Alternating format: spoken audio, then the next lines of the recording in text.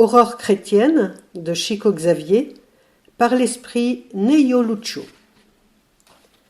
À travers des contes et des petites histoires, l'esprit Neyo Lucho encourage les enfants et les jeunes à préserver leur esprit des sentiments comme la colère, le découragement et autres faiblesses de l'âme, en recherchant toujours le travail dans le bien et la croissance morale de chacun.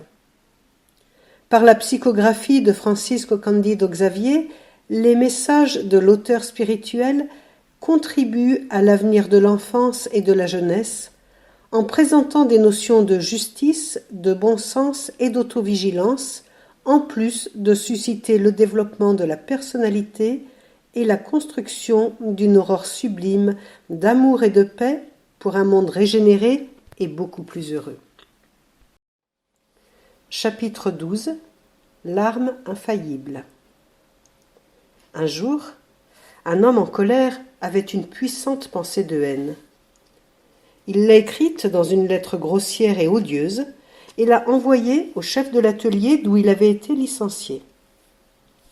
Cette pensée a été diffusée sous forme de cruelles menaces. Et quand le directeur du service a lu les phrases ingrates exprimées par cette pensée, il l'a laissée entrer, sans le savoir, dans son propre cœur. Et il est devenu furieux sans savoir pourquoi.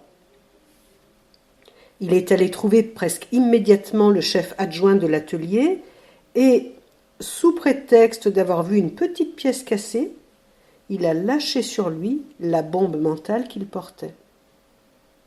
Ce fut au tour du chef adjoint de devenir neurasthénique, sans raison. Il a accueilli la projection maléfique dans ses sentiments.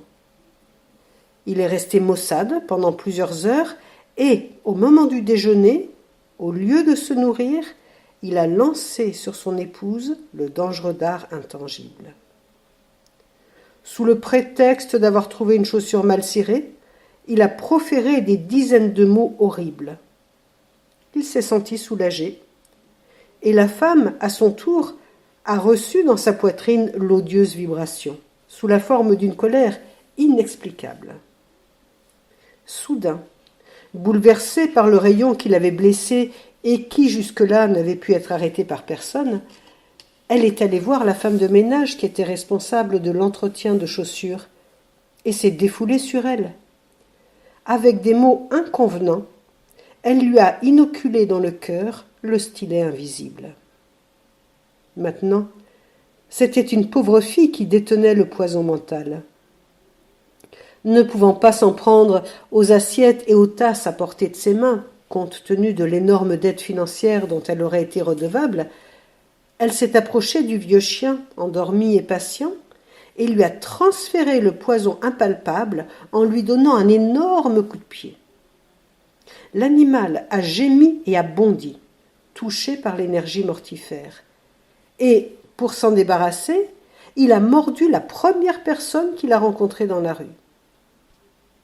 C'était la femme d'un propriétaire voisin qui, blessée à la cuisse, a été instantanément enragée, possédée par la force du mal. Alors qu'elle criait désespérément, elle a été emmenée dans une pharmacie. Cependant, elle s'est empressée de transférer la vibration maudite à l'infirmier qui la secourait. Elle l'a accablé d'injures et l'a giflé. Le jeune homme, très serviable, de calme qu'il était, est devenu une véritable bête féroce. Il a riposté au coup reçu avec des propos durs et s'est rendu, hagard, à la résidence où sa vieille et dévouée mère l'attendait pour le repas du soir. Il est arrivé et a déchargé sur elle toute la colère dont il était porteur. « J'en ai marre !» a-t-il crié. « Tu es responsable des ennuis qui me poursuivent. Je ne peux plus supporter cette vie de malheur. Hors de ma vue !» Il a prononcé des mots terribles. Il a blasphémé. Il a crié en colère comme un fou. La vieille dame, cependant, loin de se fâcher, a pris ses mains et lui a dit avec naturel et douceur : « Viens ici, mon fils. Tu es fatigué et malade. Je sais l'étendue de tes sacrifices pour moi. et je reconnais que tu as raison de te lamenter. Cependant, reprends courage. Souvenons-nous de Jésus. Tout passe sur terre.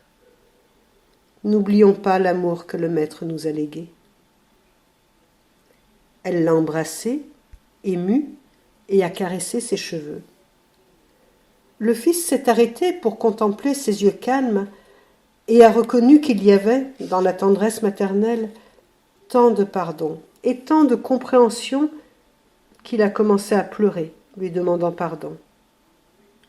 Puis, il y a eu entre les deux une explosion de joie intime.